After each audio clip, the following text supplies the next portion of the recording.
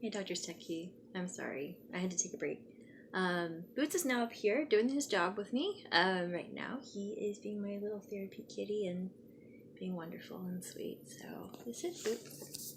So, he's amazing. He can always tell when I need a little help and just need a little bit calmed down. I saved his life, and in turn, he saves mine. So, I'm sorry if I got a little overworked up, but I just really care about helping people, and I realize where the deficits are of my own.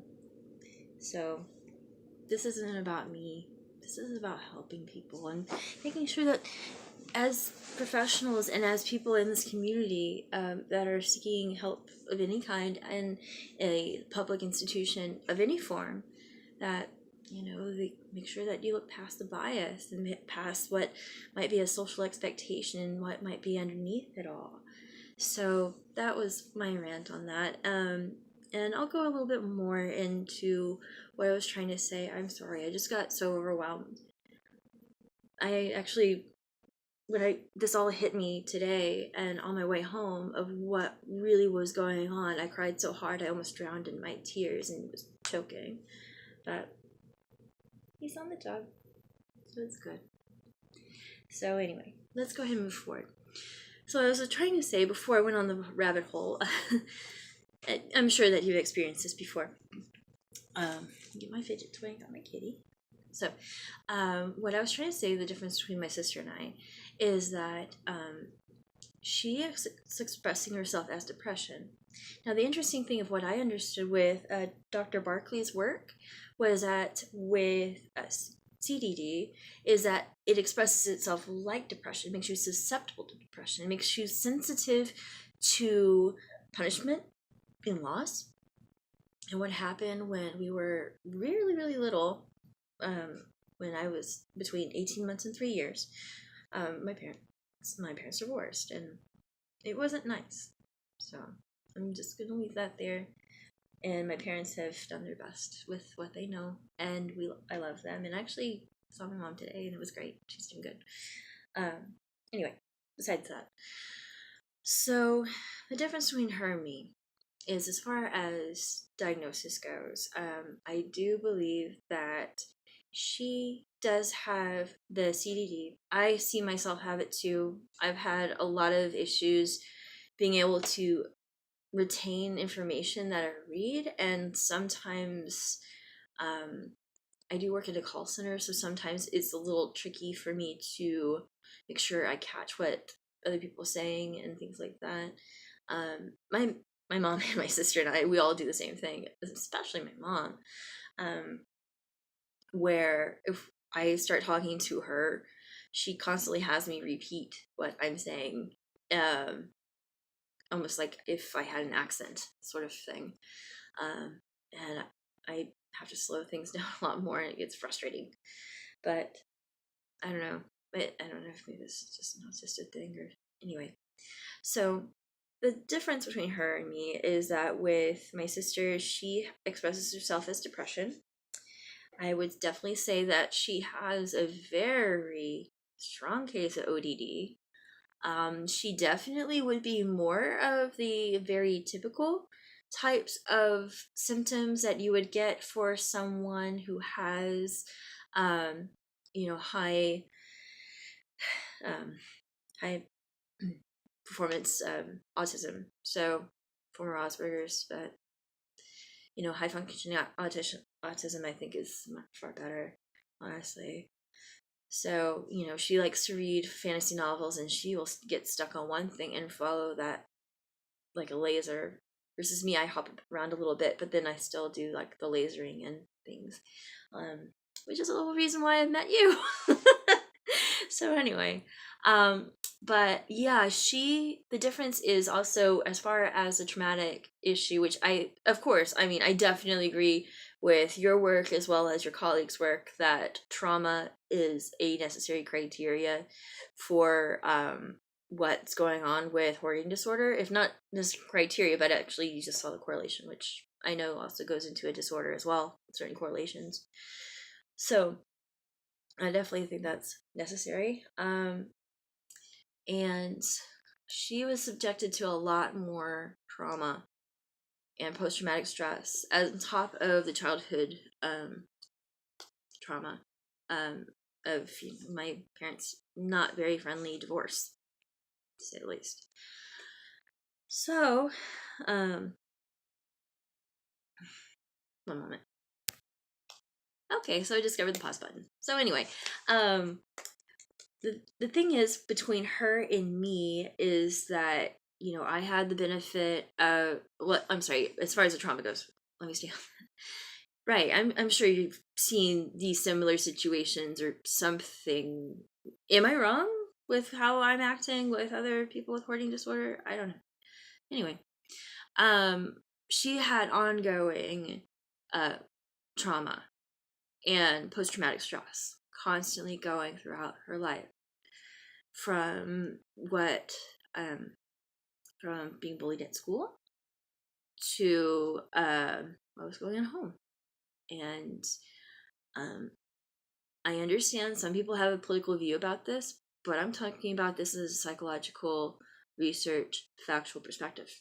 Okay, another social norm that people even try and keep going on in institutions, that has been going on in families, some even say as a religious right, is spanking. There has been research that came out some years ago for on Free Domain Radio.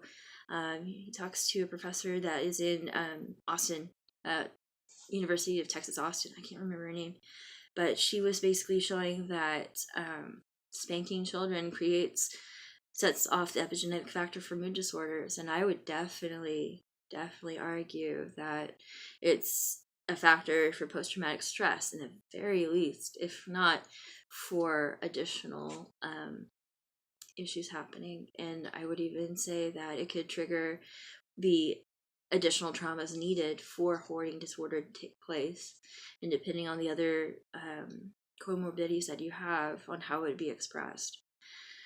So yes, both she and I do have CDD. I would say her way more so. And one thing that's really tragic is with this realization, I realized that I was an active participant as well in excluding her from family activities, which is more traumatic, and also rejection and things like that. So basically, it's this all exterior trauma that gets internalized. That happens because you're female, you have all this additional social pressure, you have these social norms. You're a girl, you shouldn't be wearing big baggy clothes, you should be grooming your hair a certain way. Um, you should behave a certain way. You shouldn't be talking loud. My mom always reminds me, like, gets on to us for talking loud. She's like, you talk so loud. I love you, Mom. But yeah, we do talk loud. But especially her. So, there's all these additional restrictions on how girls have to conform, and there's really not that same pressure that happens for males and boys, and not in the same way. There are pressures that are unequal as well, but um, I would say that would be more one situation specific rather than system wide in certain ways. So I think with men it's a little bit more nuanced versus with women. It's just prolific as far as how the societal gender norms are basically skewing the opportunities of really seeing what is at the basis of the symptoms rather than just going off of impairment of what they should do as far as filling these typical social functions within the given society's norms. Because I think that's where we're messing up. Is that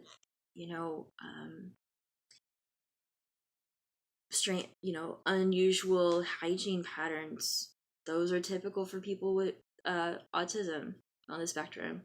You having difficulty in completing basic household chores is overwhelming. Totally agree. Oh my god. Totally agree. That you, and also the way that it works for girls is you copy what other people do, and that I constantly, when I'm in a social situation, have to play detective and actively look for cues on, okay, am I out of the way? And if I start talking about myself for a certain period of time, it's like I try and count in my head, all right, I've been talking about myself. At what point do I need to start talking about this other person, or talking about something that's more in the middle? So there's more pressure for that. And if you're talking about and that's in just our modern society, I mean, you have to understand that epigenetic factors do go across 3 generations, and I believe it. I definitely believe that the trauma that happens for women that have had high functioning autism, that have been subjected to some kind of brain trauma, that continues on through society, and that it was even worse when they were younger, and that the reason why the whole autism diagnosis is on the rise is because women fell through the cracks. Now these kids of these women that have been suffering in silence are going into the system and getting help. So I would say, going forward, schools, teachers, institutions, if there's a kid coming in with autism, please test them up. You're starting to do that with ADHD, thank you. And because of that, there's more resources about women, but we're going about this all backwards. We're all having to play catch up because we're favoring children and other male issues over, women's basic ability to receive basic care that they're actively seeking. Okay, so yeah, and about the expression of how the hoarding goes about. I think the really big difference is that when it is predominantly with CDD, it's passive acquisition. So basically, you just can't separate yourself from the value of this particular object. It is a wonderful purple marker, but to come up to what's valuable, what is the point of this marker, is really what I want in my life to do with this marker. And that's the disconnect that's going on. And with all the perpetual trauma and all these things going through your mind, you can't think clearly. I mean, if you're in a crisis, where because you're not getting help and you're trying to seem normal and you're trying to develop some kind of coping skill,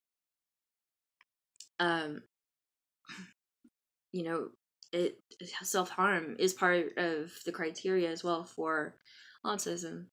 And really, that's what hoarding behavior is. It is self-harm. It is non-violent self-harm.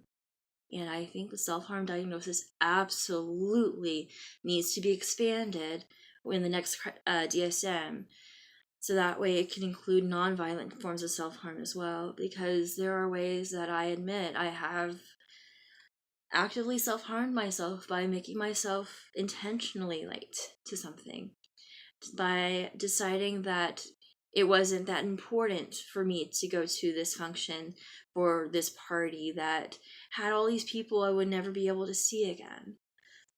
So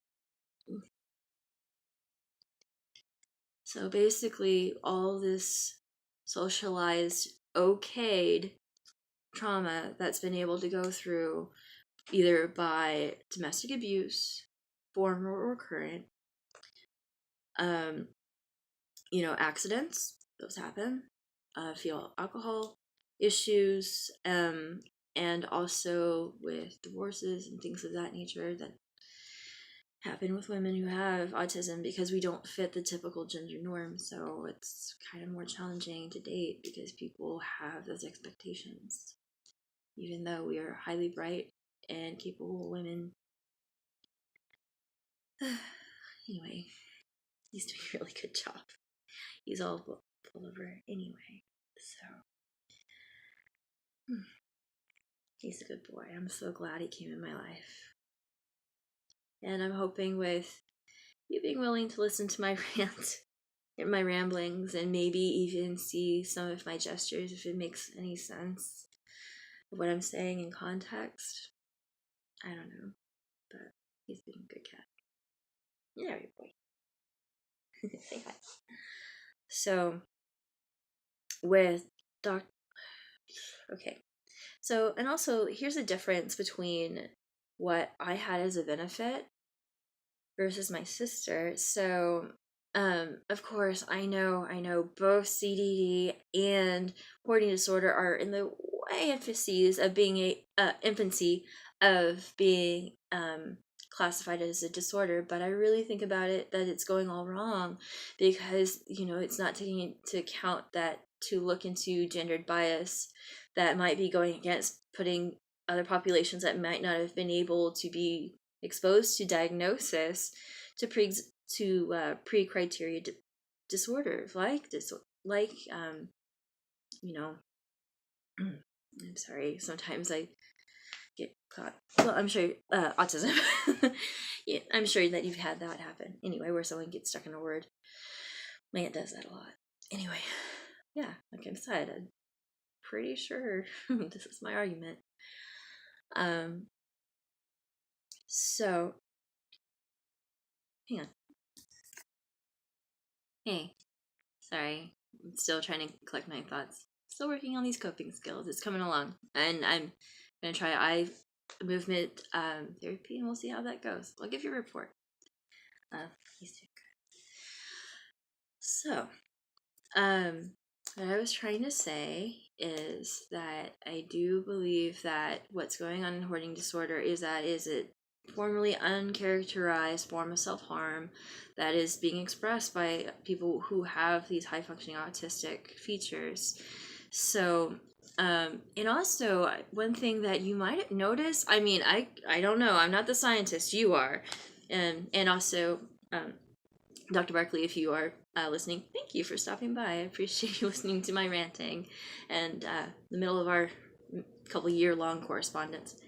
Anyway, um, so yeah, I think that that's basically what it is that what I don't, I could be wrong, but when you look at a hoarding disorder situation, do you see anything that might be not typical of that society's gender norm for that person to seek acquisition?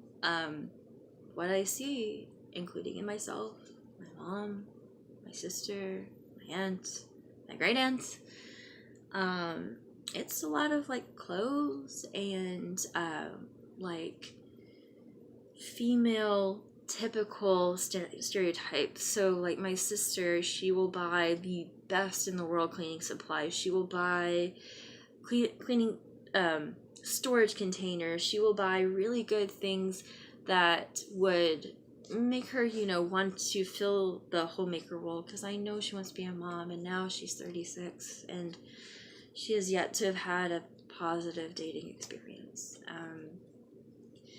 So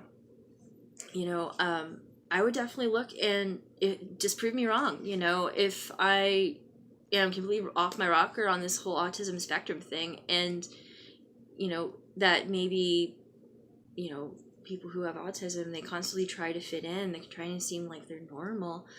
How is choosing their self-harm that they can't regulate because of another comorbidity, and also experiencing recurrent PTSD that's going on and on and on, and now I'm afraid that it's being systemized into another institution that unfortunately might have your name on it, and I don't want that to happen. I really, really don't. Enough people have suffered. If I'm wrong and you're right, go for it. Please prove me wrong. Please do. But I don't think I am wrong. But I don't know. I'm not the scientist. You are. So, look in their things. See if they have a tendency to collect things that are not in their gender norm, to collect things that are not in the norm of what should be their sexual orientation, of things that might be sexually devious or sterilized from. Now, of what I understand for people who have CDD is that they do have sexual and a they don't have a lot of really romantic relationships, and that does fit my sister very much so. Um, excuse me. Me, on the other hand, I definitely am more expressive of ADHD, and just as it was stated in the interview on ADHD Rewired, that Dr. Barkley was talking about his book that he just released called ADHD with the People That You Love. I'm kind of paraphrasing the title. If I got it right, thank you. He's sleeping on my notes. So cute. That he was basically saying that women who have ADHD, that they're much more likely to get into abusive situations or abusive relationships that they're unable to get out of because they can't seem to withdraw themselves from that situation. That was my case, was that I constantly get in either fleeting excuse me, fleeting short relationships that were just not a good fit, not qualitative to who I was. Excuse me. And either that or worse was because I had all of the systemized rejection and all of this internalized trauma. So basically, all the trauma that was systemized through on the exterior through either you know, physical activity or traumatic events. I've gone through plenty. I'm not going to go into all of those now. Probably could write 5 books about it. But anyway, the tasks that the world has done to you, you take upon that yourself. You take that in. You tell yourself you deserve to treat yourself bad. You believe that this trauma that's been going on in your life, that's the way that you deserve to be treated. You don't consciously think of it. You just think, well, okay, well, if everyone in the world is, not letting me finish my sentences, when I actually have a really new idea and people stop me right in the middle of it before I actually say the new thing I discovered, because they're assuming that I'm just going to continue a narrative that's already been created in the world, and I'm not. You know, if that means that I can't really express my voice even in like a normal conversation where I can be interrupted, but if a guy talks, then he has to be able to finish what he gets to say, even if he interrupts people and even if he seems rude, versus like if a woman seems to be interruptive even though she's trying to be polite, but she's still seen like, oh, she's a bitch or she's bossy or whatever, and it's always pejorative, bad phrasing, versus guys get the, oh, he's quirky and dismissive, he's okay, and if he needs additional help, he's okay, he gets it, versus females don't. So I'm just saying, there's some serious, you really need to look into this. I mean, and I think it needs a total clinical overhaul in all levels of the medical industry. So there has been research shown about that bias, that even women going into a hospital with a similar type injury or similar type illness and enduring severe pain, women will have to wait 2.5 times longer to receive any kind of care than a man. Any kind of care. She'll wait. And I don't see any disconnect between that societal being, oh, it's okay for her to suffer, she's just being emotional, to the kind of pervasive bias that's going on. And I'm not blaming you. I think it's systemic, it's societal, and I'm glad that at least there's some movements to recognize systemized discrimination. And I think this is definitely one way that you guys can be an active role right in the infancy of really changing the lives of so many, not just women, but communities and men and municipalities, and just completely changing our society for the better in all kinds of ways. And way more positives will come out than any of the negatives that you were trying to maybe help correct with immediate field releases and things like that. So I think an entire revamped approach would be incredible. So my sister, she's passive, but on her acquisition, but also argumentatively, at times she does become more active in her acquisition too. I do believe that she does have some of the overlap of the ADHD that I do, but I am definitely way more ADHD expressive than she is. But the biggest difference that I have as an advantage is that I have bipolar disorder, and as you know, with bipolar disorder, is that I have feelings of elation and grandioseness and project-oriented thinking and feeling capable of doing something. And I think with what I've done with that is that with those manic phases and with those breaks and those lulls, that thankfully I'm coming across more now that I am in a very positive situation where I'm at peace and I have an amazing kitty right here that's being so cute. That is saved. He's amazing. I'm sorry. I'm just totally gushing and nerding out over him. Anyway, so the thing is, that helped me to survive actually was my bipolar, and the whole thing was, the funny thing was, it was the first thing to really get me to seek help, but it ended up saving my life. Who knew? And actually making it possible for me to have a full life that other women aren't recovering. Because at least for a brief moment, whether it be a few days or a few weeks, it gives me a little bit of a break of that mental cycle, even if I am participating in higher risk behavior. So I have a much stronger acquisition expression than my sister, through like compulsive shopping and stuff. But the thing is, since I'm not so heavy-handed on the CDD part, I have been able to kind of teach myself almost like cognitive behavioral strategies of what I saw on the Hoarding Disorder show of exposure therapy. And I would expose myself to like, okay, there's this bag of clothes. What's this one through? Would I be okay with giving this away right now or no? And,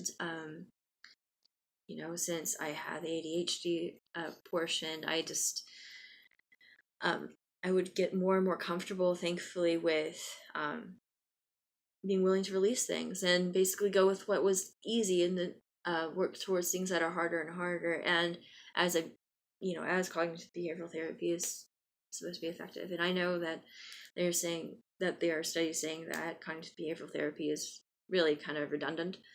But it was what I knew. I mean, it was with the literature at the time. I mean, I'm so glad you guys fought to get hoarding disorder away from OCD, because I do not have that.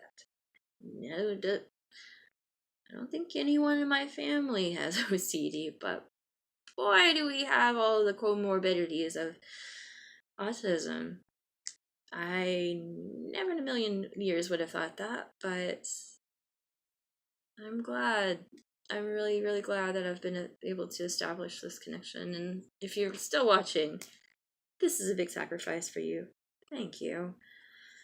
So, yeah. So basically, with the bipolar, I can use that to my advantage and disadvantage too, as one might expect. And also, of course, I would also say that in the hordes of those that might have more ADHD heavy forms of the comorbidity,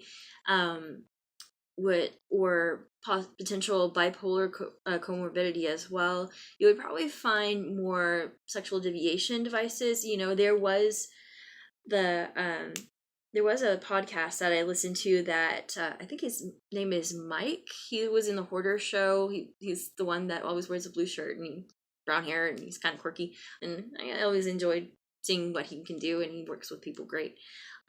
During the podcast, he mentioned something that was very fascinating about what he would discover during these cleanouts, in that he would find really a lot of very erotic material and devices that were, let's say, well past vanilla with sprinkles, okay, on the flavor. I mean, hey, whatever floats your boat, but I'm just saying, this could definitely maybe help you guys figure out what's going on here, because you on one end you got someone that they could practically die a virgin, um and that whole thing needs more research. And Dr. Barkley, you go, you do you. That's awesome.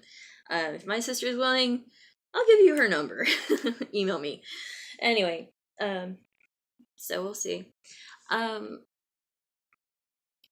so I think that's really going to be a big difference, is that with kind of teasing this out, is see the sexual differentiation, as far as whether, if any of this holds true, whether there's a difference of those that might have more erotic material for those that are more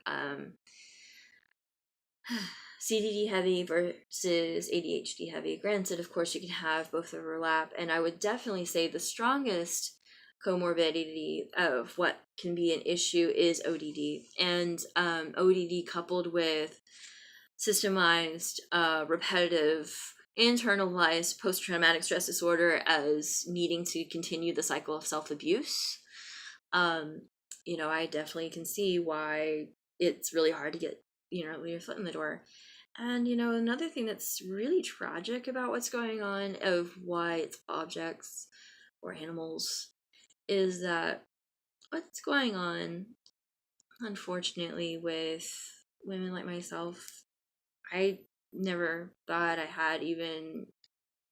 always thought like I was below average IQ and performance for other people. But as you know, I've been studying neurology in my spare time for 10 years. And I've also been auditing constitutional law classes now, and I'm getting ready to go to law school now that I got diagnosed with ADHD.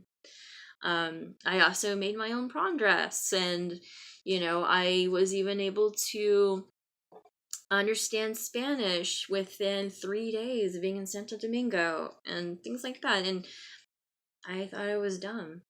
So, it's kind of like the boys, they get more acceptance overall across, general population, and even any kind of spectrum, if for any sort of social deviation. But, if women don't meet that mold, then they are going to be receiving repercussions. And with autism, you really have a lot more sensitivities about things, and I'm just now understanding it, and just, yeah, it's mind-blowing. So, hang on one sec. Sorry, as you know, you can lose track of thought when you have ADHD and all that stuff, so you guys know what you're talking about. So my point is about this internalized trauma. The point is that the person that's being faced with this internalized trauma that they are inflicting upon themselves, and also it's being reinforced by the outside world now that there is a physical issue, especially if it is one that goes against the gendered norm for the society of a female homemaker, that they put the value that they should put on themselves onto objects. I mean, Dr. Steketee, you talked about a woman having a receipt, and she valued that receipt. I was saying, well, this is a day and event in my life. If I get rid of this, it'll be gone. Do you wonder where that came from? That maybe, perhaps, someone that had a mind like mine, they just never really got fully valued and got the opportunities that other males might have had for having high functioning autism. I mean, males that have high functioning autism, they're heroes of our world consciousness and of propelling us forward. I mean, you can think of everybody from like Nietzsche to Tesla, obviously. I mean, my God, what he's done. And, you can think of all kinds of people that are in the field, that are STEM fields and things of that nature. And you kind of, there's like this, where are all the women that are supposed to be in the STEM fields? I wonder if we're not teaching girls about being interested in science. And it's all gendered bias. It's all socialized gendered bias. And the thing is, that's even worse, is that it's people like me that if I was given the opportunity to, even if I'm actually asking for help, that someone actually offers it. And much less those that don't know to ask for help, which is most of the time. This is the reason why I do so much research to ensure my own well-being, because there's really not that much activism amongst any professionals to make sure I get what I need. I've pretty much had to make all my own discoveries of what I needed, and the one that really got me into getting psychiatric care was after having an accident at work, and it was terrible. I don't want to go into the details, but anyway. So, yeah, I mean, we really need to change the narrative about that, okay? So, I really now want to kind of, oh yeah, one more thing about comorbidities before I go into my comments about the conference. Thank you for being patient with me. I know you got a million and one things to do. So, I definitely, about the ODD, I definitely see that with the animal hoarding, where like the torturing comes into play. I do see that coming into that part of animal hoarding or object hoarding and things of that nature. That I'm glad that they addressed at the conference. So because ODD was prone to criminality, and thank you, Dr. Barkley, for mentioning that in your keynote speeches. I appreciate that. So I think that's what's coming into play here. And I also think that the ODD part that is pretty pervasive, I'm sure that you've come across with those that, I mean, if my theory is true, another reason why it's mostly women that you see rather than men, even of the same age group. I know you guys understand that there's symptoms and then there's impairments, and that impairments of what it seems like they tend to be more based on social norms in a way, even though it wasn't planned to be that way. So it would be like the person's elective choices, and that's what I understood when Dr. Barkley was talking about how an ADHD parent or ADHD adult would be impaired, whether it would be in their parenting, work life, or however, because of those social normed biases. So thank you so much, Dr. Barkley, for realizing that there's some bias there as far as how things get categorized. You know what I mean. So, the thing why you don't see so many men in the community as active hoarders, even though I'm sure you've seen some, is the socialized norms of what's okay in behavior. That with men, it's not okay to have emotional issues. It's not okay to be depressed. It's not okay to cry, even if your mom's died, even if someone died right in front of you. And it's not okay to, admit that you've been raped. I've met more men in my life that have been raped, both grown and as children, and by male, female, as than women. And apparently it's not okay in our civil institutions to provide shelters for men and to make sure that they have the parental rights if they end up in situations of abuse like my dad was, which I got stuck into. So that's how some of my prolonged internalized abuse happened, even though the original PTSD events happened when I was in my toddling preschool years. So, yeah. Anyway. So that's how, and so with the ODD thing is that I think what's going on is that you're having men realizing that, with some of the sensitivities that they're dealing with their high functioning autism, is that they know that society won't accept them for seeming weak, so they act out in violence. Granted, oppositional defiant disorder makes you kind of like not care about what other people think anyway, or to act differently. I mean, you guys are the scientists, you know this stuff more than I do. So, yeah, I think the reason why is because they're in prison. That's it. The men who would have hoarding disorder are in prison. So, check the prison populations. Ask guards to report. Ask surveys of police guards. See, like, hey, who has a trouble, keeping their cells clean? I mean, come on. We gotta consider that there's probably going to be a higher amount of people who have high functioning ADHD. I'm sorry, I'm getting so used to saying ADHD. High functioning autism, that are in the prisons, because the statistic recently said that 85% of the prison population has ADHD.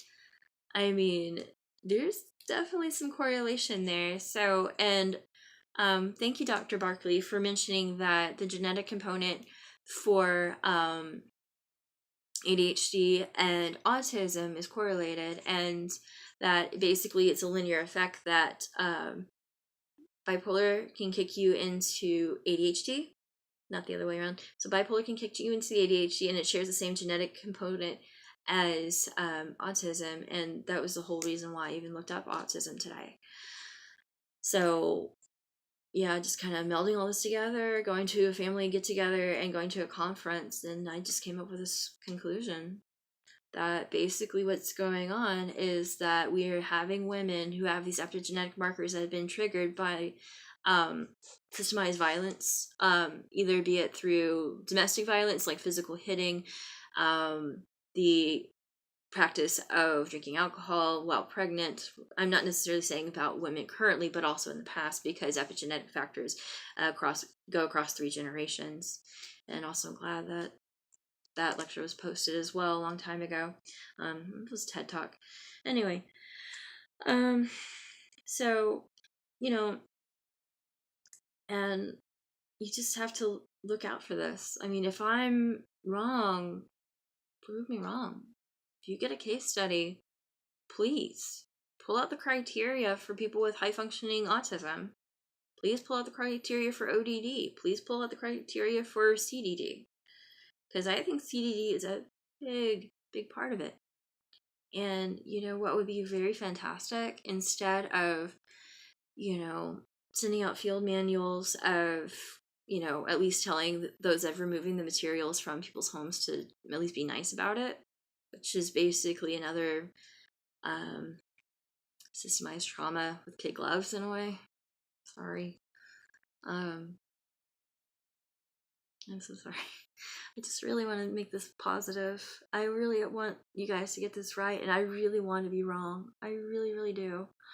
But yeah, I mean, if any of these things come out, bring those additional criterias that are typical with those genetic components. I mean, Dr. Berkeley, you're definitely on to something, but to make the leap from autism to hoarding, when you put it all together, it makes sense, that, self-harm doesn't necessarily have to be a physical thing.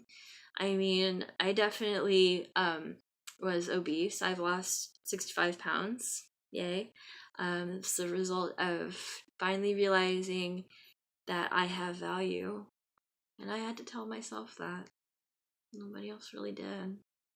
And it's just hard to even have someone sit and listen to my thoughts and my ideas. And if you've listened this far, thank you. That's a big donation of your time and your resources. And I know your needs are far and wide, and many millions of people are depending on the things that you produce and publish and research and approve and ask for grants for.